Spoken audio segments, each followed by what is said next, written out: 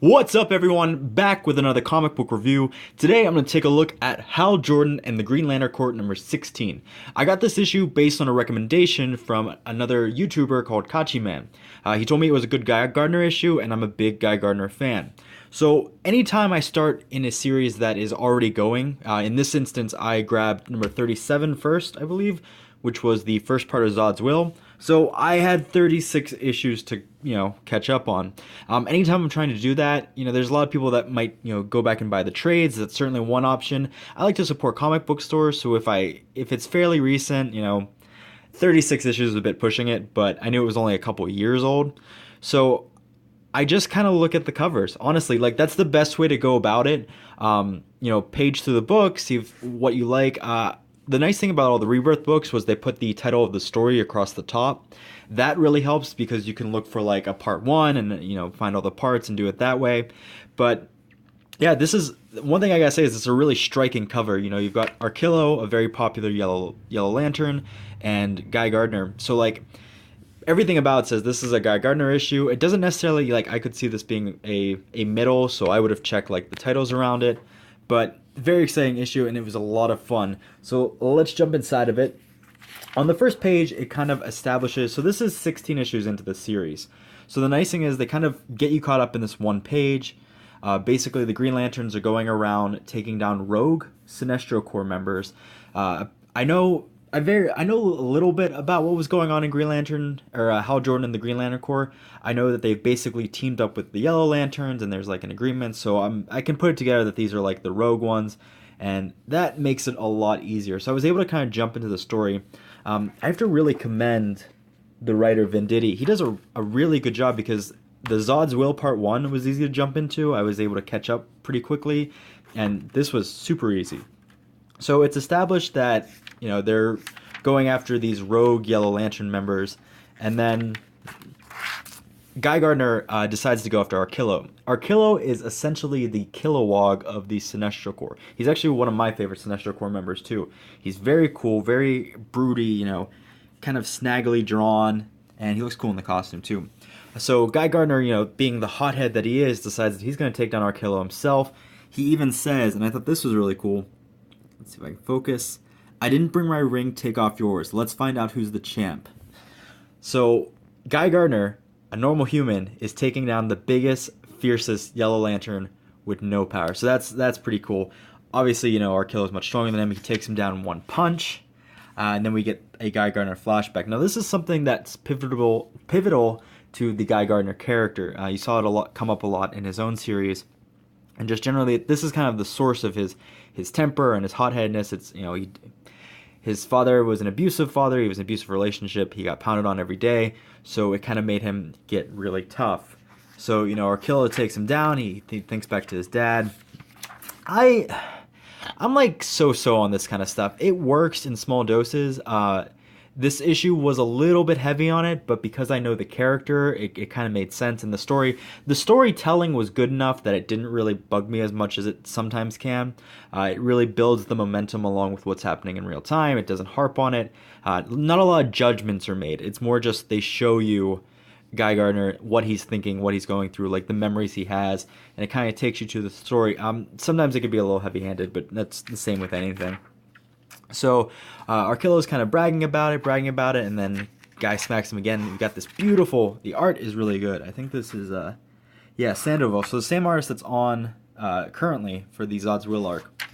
Really good drawing of Arkillo.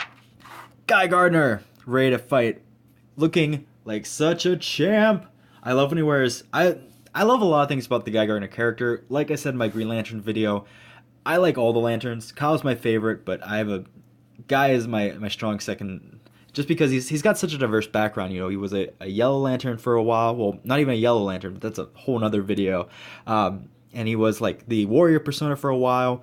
So I like that Guy is more than just a Green Lantern, and stories like this really demonstrate. But just nice callback to Warriors, both his time as Warrior and the bar he used to own.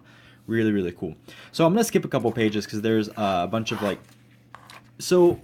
Back in the day, I guess, I'm sounding kind of old, but, comic books used to be you could buy it, and there was a main story, and then there was a backup story. This issue does a really good job of showing that.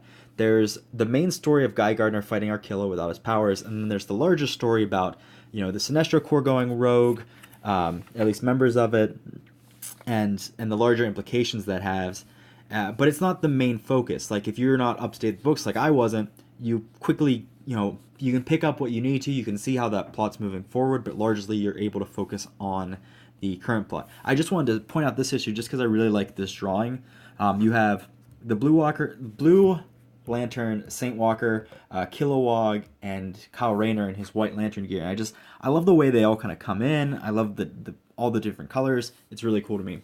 I just really get a kick out of stuff. It's nice seeing lanterns working together. I wish they would have had a yellow lantern come in too. That would have been awesome.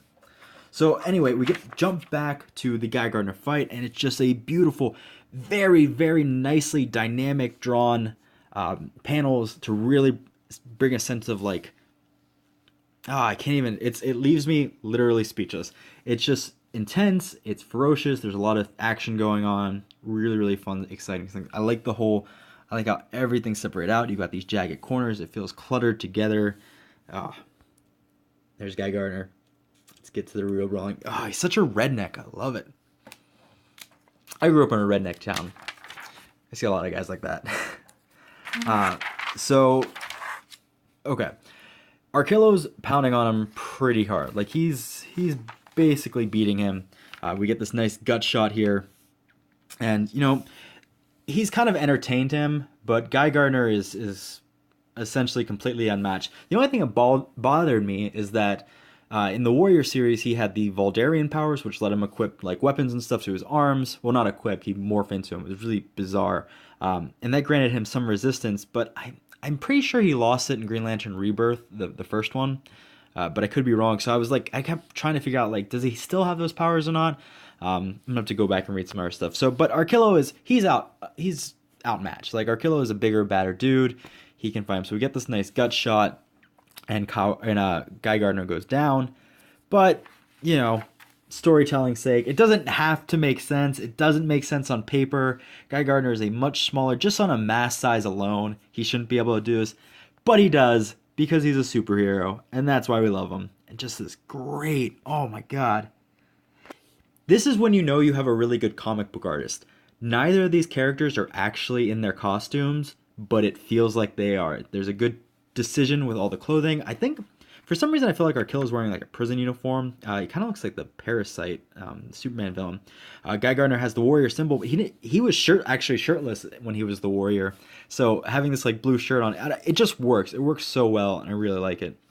So yeah, this whole story, I'm not going to go any further because, well, okay, yeah, I should keep going further because this is like, I love ultraviolence. I'm actually squeamish when it comes to like realistic gore and stuff, but ultraviolence, like the Dredd movie and Quentin Tarantino films and stuff like that, I actually kind of enjoy in a weird way. I love Invincible, and that was the first thing I thought of when I saw a scene. I was like, wow, this is a DC comic book. Rated T for teens. That's pretty intense. Like, that's some hardcore. I was having flashbacks to Invincible and like Punisher Max and stuff like that. Really, really intense. But like, he's Guy Gardner. It doesn't need to make sense. It doesn't need to, balance out the scales of him being a 220 male human against Arkillo, which is like 400 pounds of anger and oppression. He's Guy Gardner. He takes it down.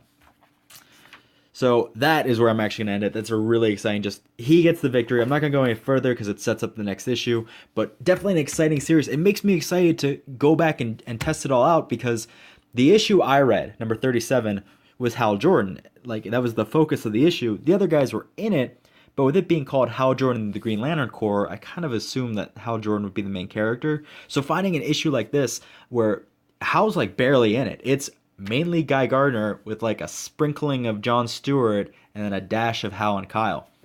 This was a really, really fun issue. What a great book. I don't even know where to start next. The next issue I grab is gonna have the coolest cover, I think, and hopefully it'll be a part 1 across the top. But yeah, let me know in the comments below if you're reading Hal Jordan the Green Lantern Corps, if you if there's any issues in particular you really like, or are there any other Green Lantern books out? I know right now there's Green Lanterns with Cruz and Baz, but I don't know.